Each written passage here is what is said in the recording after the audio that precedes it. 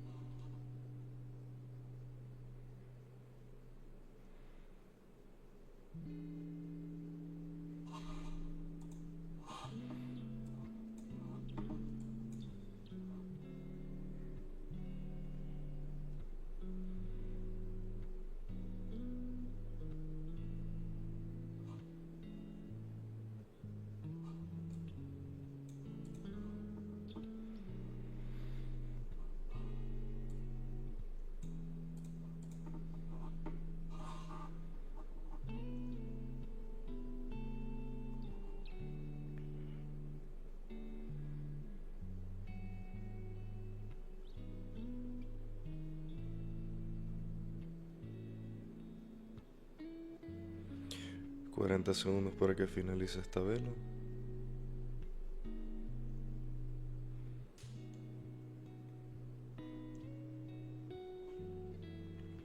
Es muy importante que finalice por debajo de esta.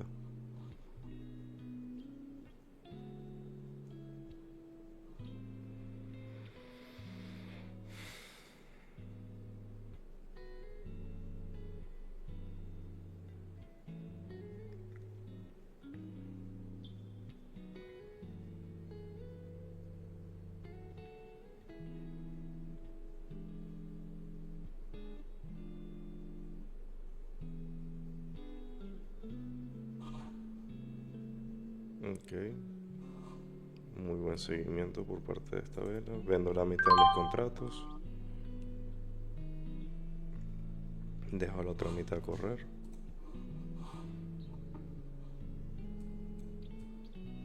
Muevo esto aquí a break even.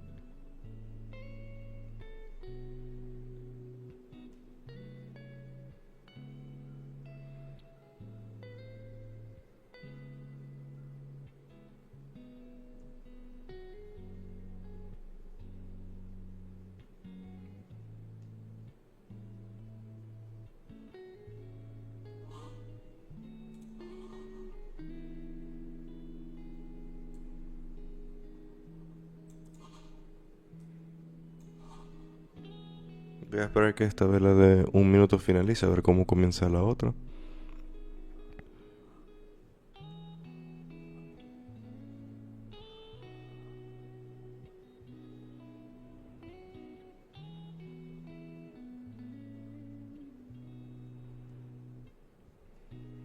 Vemos que está rechazando ese intento de subida. Esperemos que sí lo mantenga, de lo contrario cerramos la posición. Ok, muy bueno. Me gusta.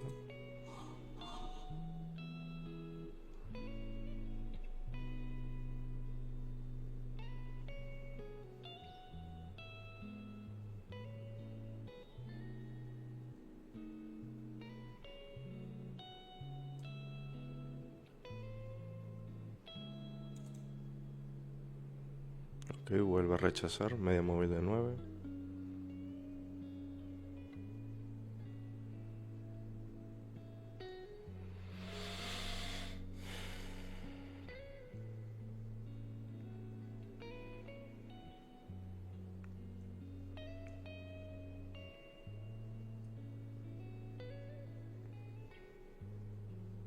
Ok, me cierra break even. 9 segundos para que finalice esta vela. Veamos que hace la siguiente. Inmediatamente follow through, cerramos posición. Ligeramente positivos. Veamos si ofrece algún tipo de orb.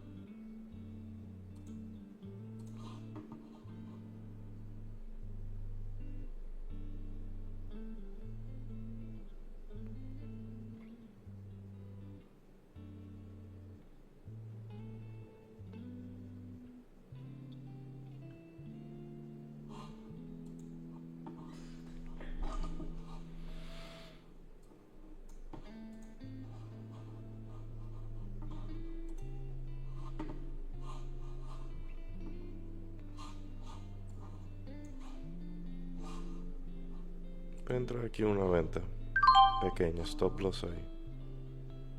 Aquí. Aquí está mi stop.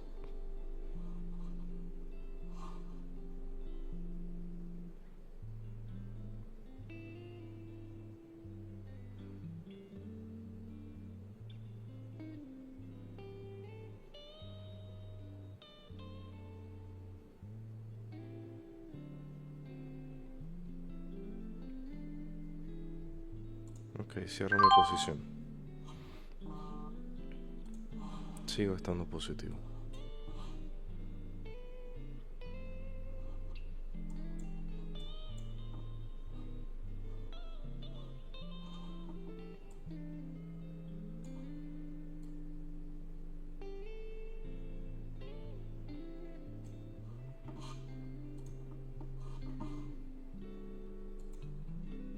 Voy a volver a tomar esta entrada, stop loss aquí.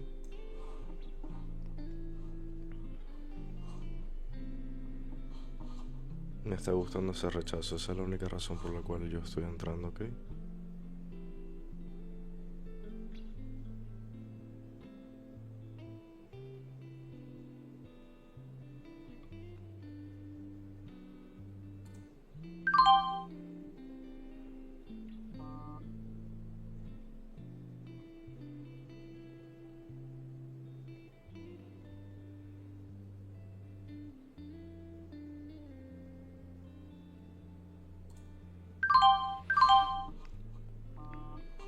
Mi stop loss está ahí.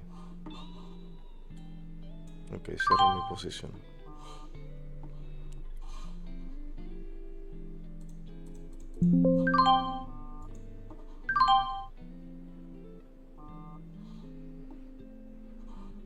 Muy buen rechazo eso.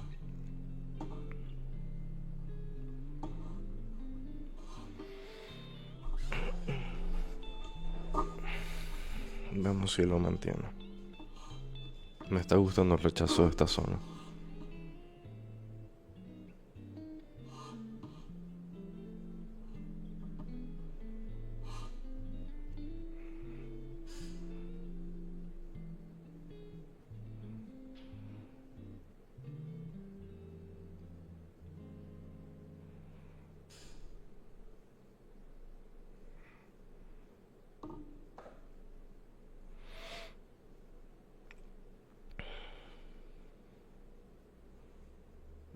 Vendo la mitad de mi posición.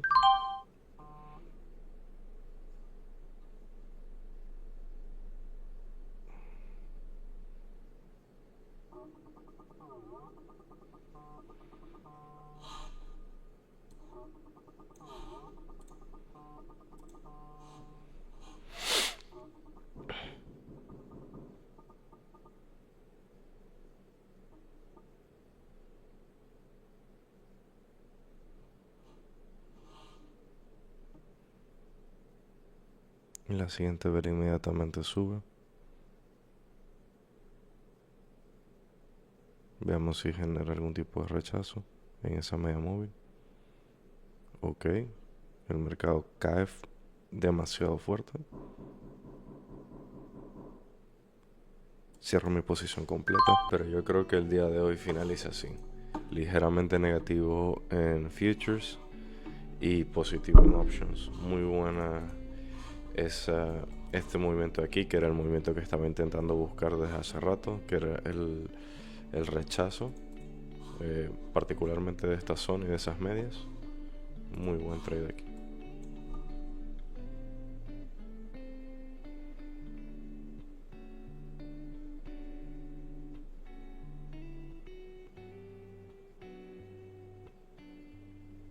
Ok, así que bueno chicos, finalizamos el día de hoy. Nos vemos mañana.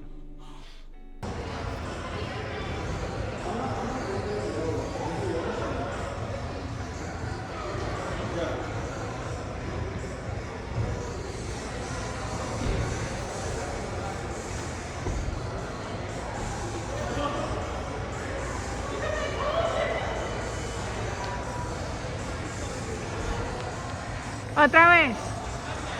Mi amor, otra vez.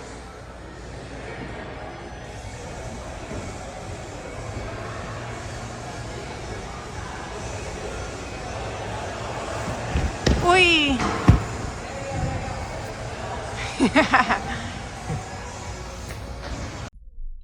Bien chicos, continuamos leyendo. ¿Cómo una idea construyó una fortuna? A causa de la necesidad de la fe y de la cooperación, factores precisos en los negocios y en la industria, será interesante y a la vez provechoso analizar un acontecimiento que facilite de manera excelente la comprensión del método mediante el cual los industriales y hombres de negocios acumulan grandes fortunas, dando antes de recibir. El acontecimiento elegido en este caso se remonta al año 1900, cuando se formó United States Steel Corporation. A medida que usted lea la historia, recuerde que estos hechos fundamentales y comprenderá cómo las ideas se convirtieron en enormes fortunas. Si es usted una de esas personas que muy a menudo se pregunta cómo se han acumulado tan grandes fortunas, esta historia de la creación de United States Steel Corporation será para usted una aclaratoria. Si abriga alguna duda sobre el hecho de que los hombres pueden meditar y hacerse ricos, esta historia desvanecerá sus dudas, porque verá en la creación de la United States Steel Corporation la aplicación de una gran parte de los principios que se describen en este libro. Esta asombrosa descripción del poder de una idea fue dramáticamente relatada por John Lowell en Nueva York en el New York World Telegram, y por cortesía suya se imprime en este libro. Bonito discurso de sobremesa que vale $1.000 millones. Cuando en la noche del día 12 de diciembre de 1900, unos 80 miembros de la nobleza financiera de la nación se reunieron en la sala de banquetes del University Club de la Quinta Avenida para recibir a un joven que llegaba del oeste. Ni siquiera una media docena de invitados sabía que iba a ser testigo del más significativo episodio de la historia industrial americana. J. Edward Simmons y Charles Stewart Smith, llenos de gratitud hacia la hospitalidad que habían disfrutado durante un viaje a Pittsburgh por parte de Charles Schwab, organizaron una cena para presentar al siderúrgico de 38 años de edad a la banca del este de la nación, pero ninguno de ellos esperaba que el joven provocase una estampida en la convención. En realidad, le advirtieron anticipadamente que los pechos que se encerraban en aquellas blancas camisas de etiquetas neoyorquinas no reaccionarían ante la oratoria, y que si no quería aburrir a los Stillman, Harriman y Vanderbilt, debía limitarse a unos 15 o 20 minutos de frases corteses y quizá hasta vacías y a otra cosa. Incluso John Pierpont Morgan, sentado a la derecha de Schwab, como convenía a su dignidad imperial, trató de dar una pincelada a la mesa del banquete con su presencia, que sería breve, y en cuanto concernía a la prensa y el público en general, el acontecimiento era tan insignificante en aquellos momentos que al día siguiente no se mencionó en lo absoluto en los periódicos, y así los dos anfitriones y sus distinguidos invitados fueron despachados lentamente. Los usuales 7 u 8 platos de que solían componerse aquellos banquetes. Hubo poca conversación y lo poco que se habló se realizó restringidamente. Escasos banqueros y corredores conocían a Schwab, cuya carrera se había desarrollado en las orillas de Monongahela, y ninguno le conocía bien. Pero antes de que se terminara la noche, todos aquellos hombres, y con ellos el rey del dinero, Morgan, iba a sentirse arrebatados y nacería un nuevo bebé que valdría $1.000 millones de dólares. La United Steel Corporation. ¿Acaso sea una desgracia no poder contar en beneficio de la historia con el discurso pronunciado por Schwab al final de la cena? Es probable, sin embargo, que fuese un discurso sencillo, poco gramatical, ya que el refinamiento y esmero en el lenguaje jamás preocuparon a Schwab. Lleno de epigramas y quizá compuesto hábilmente, pero aparte de esto, sus palabras ejercieron galvánica fuerza y efecto sobre los 5.000 millones de calculado capital que estaba ahí representado por los comensales. Una vez que terminó de hablar y cuando aún la gente estaba como hechizada, aún Schwab peroró durante 90 minutos. Morgan condujo al orador hasta una apartada ventana, donde estuvieron charlando durante una hora más. La magia de la personalidad de Schwab sin duda había brillado mucho, pero lo más importante y positivo fue el programa claro, perfilado y exacto que Schwab colocó en la mesa para la ampliación de la Steel. Muchos otros hombres habían intentado interesar a Morgan para formar un trust del acero, John Gates, el jugador, ya se lo había propuesto, además de otros muchos negocios como whisky, caucho, azúcar, etc. Pero Morgan no confiaba en él.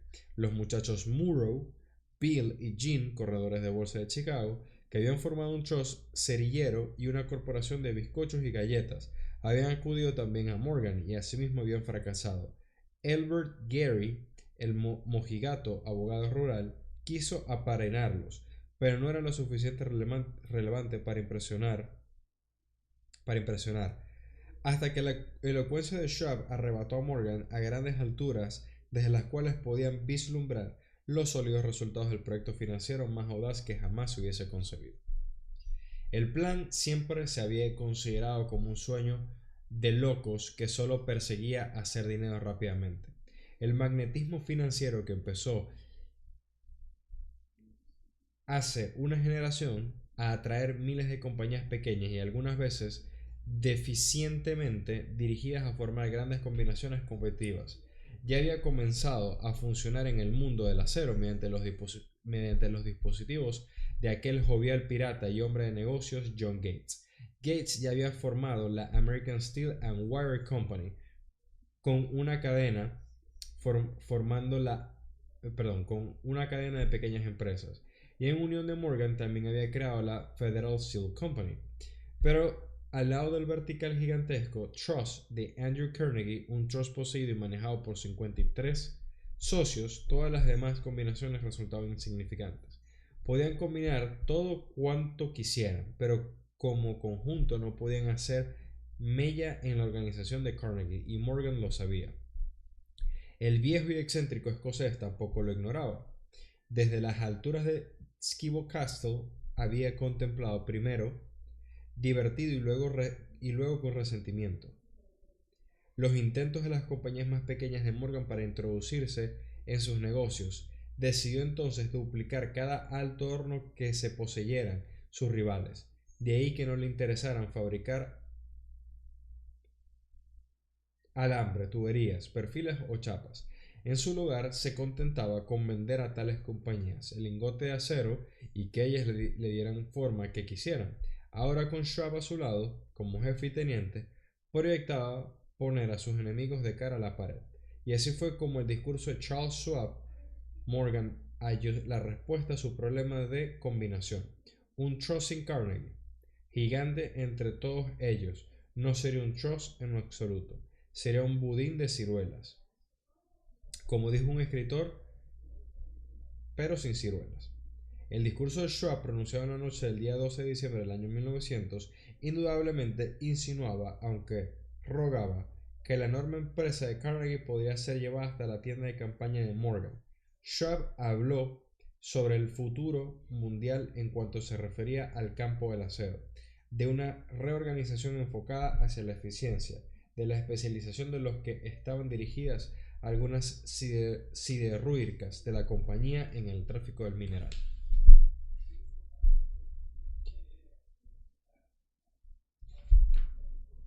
Del tráfico del mineral de la economía. Acerca de los departamentos administrativos y de la segura absorción de mercados extranjeros. Más que esto, dijo a los bucaneros allí reunidos que habían cometido tremendos errores en sus prácticas de piratería, monopolios, elevar los precios y así lograr mayores dividendos. Schwab condenó al sistema calurosamente. Manifestó a sus oyentes que la falta de vista en tal política radicaba en el hecho de que restringía el mercado en una época en la que todas las cosas estaban exigiendo una expansión.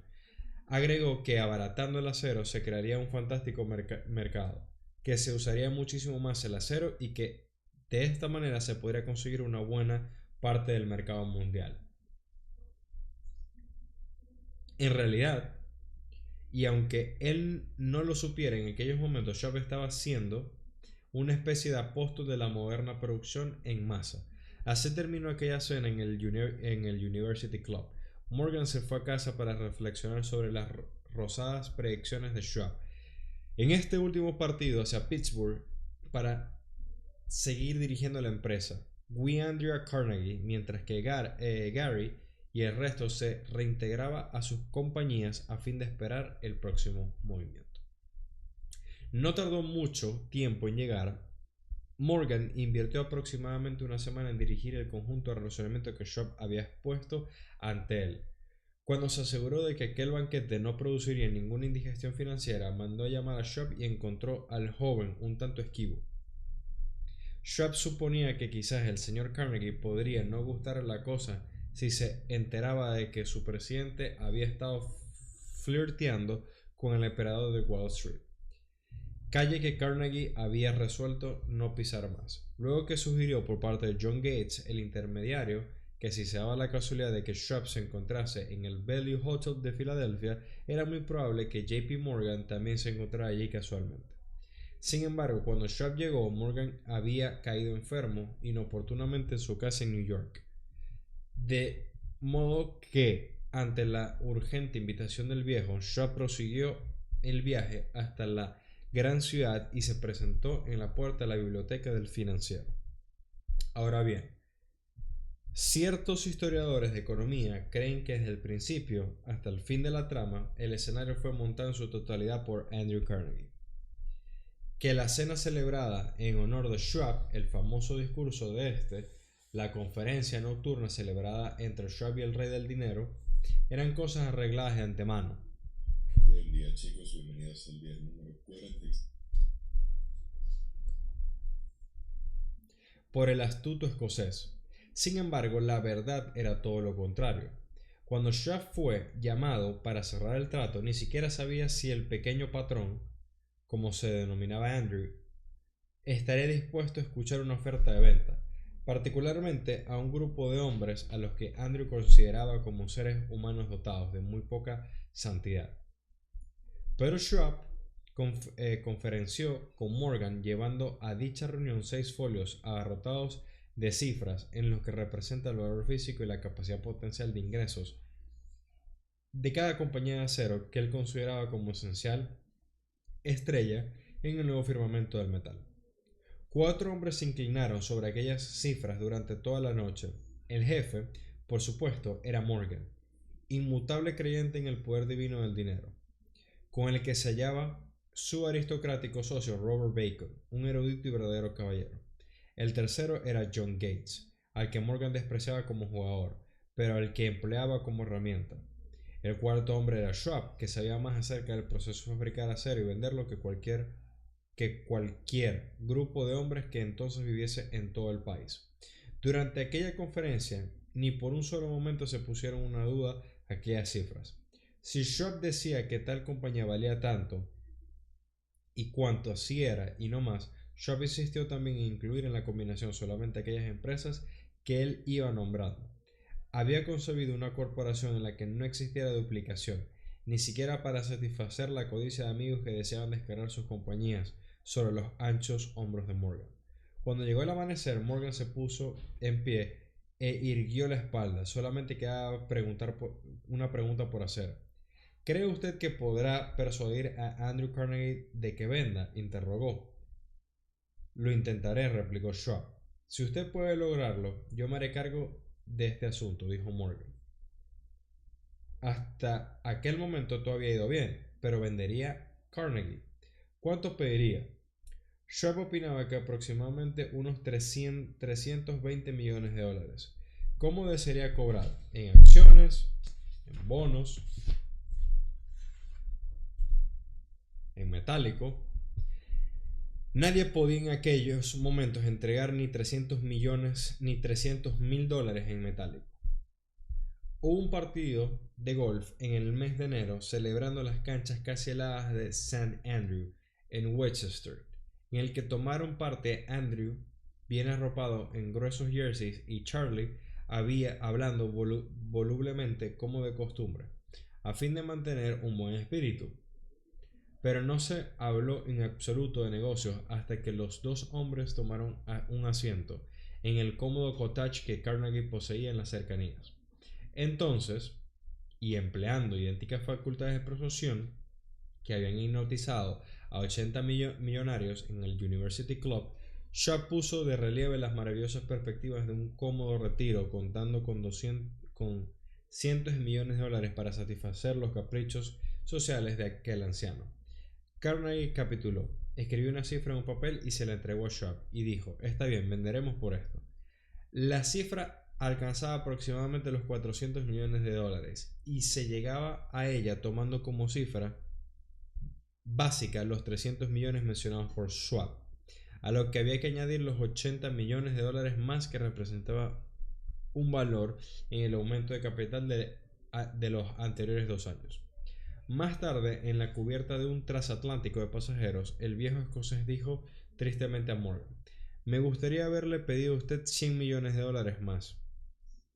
Si los hubieras pedido, lo habría conseguido, replicó alegremente Morgan. Los dos hombres lanzaron una carcajada. Un corresponsal británico cableografió a su periódico comunicando que el mundo del acero estaba aterrado ante aquella gigantesca combinación. El presidente Hadley de Yale declaró que a menos que se controlasen los trusts, el país bien podría esperar un emperador en Washington dentro de los siguientes 20 años, pero aquel hábil manipulador de bolsa que se llamó Kenny se puso a trabajar lanzando acciones hacia el público con tanto vigor que todo el exceso de agua estimado por algunos 600 millones de dólares quedó absorbido en un abrir y cerrar de ojos. Así, Carnegie recibió sus millones y el sindicato Morgan recibió unos 62 millones de dólares por todas sus molestias. Y todos los muchachos, desde Gates a Gary, también recibieron su parte en millones. Y Schwab, aquel joven de 38 años de edad, también obtuvo su recompensa. Fue presidente de la nueva corporación y la gobernó hasta el año 1930. La riqueza empieza con una idea. La dramática historia de un gran negocio que acaba usted de leer es una perfecta ilustración del método mediante el cual el deseo puede transformarse en su equivalente físico.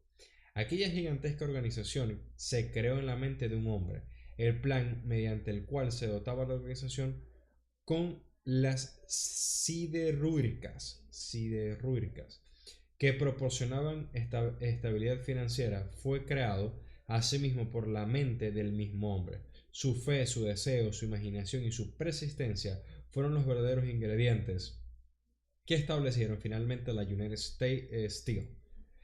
Los grandes trenes de laminación y demás equipo mecánico que se adquirió por la corporación tras tener existencia legal fueron factores accidentales, pero un cuidadoso análisis descubrirá el hecho de que la evaluación de las propiedades adquiridas por la corporación aumentaron su valor en unos 600 millones de dólares, aproximadamente por la simple transacción que la consolidaba bajo una sola dirección. En otras palabras, la idea de Charles Schwab más la fe con la que inculcó en los cerebros de JP Morgan y los demás valió aproximadamente unos 600 millones de dólares. No está mal el precio para una simple idea. La United Steel Corporation prosperó y llegó a ser una de las corporaciones más ricas y poderosas de América, empleando a miles de personas, desarrollando nuevos usos para el acero y abriendo nuevos mercados, demostrando así que estaban muy bien ganados aquellos 600 millones de dólares. La riqueza comienza en la forma de un pensamiento. La cantidad está limitada solamente por la persona en cuya mente comienza a bullir la idea.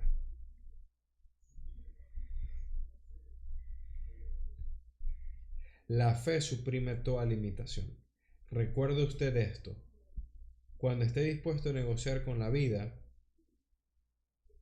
recuerde usted esto. Cuando esté dispuesto a negociar con la vida lo que usted pida.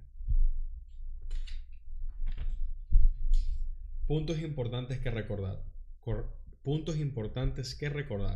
La fe es indispensable para el éxito. La fe puede reforzarse mediante las instrucciones que usted mismo envía a su subconsciente.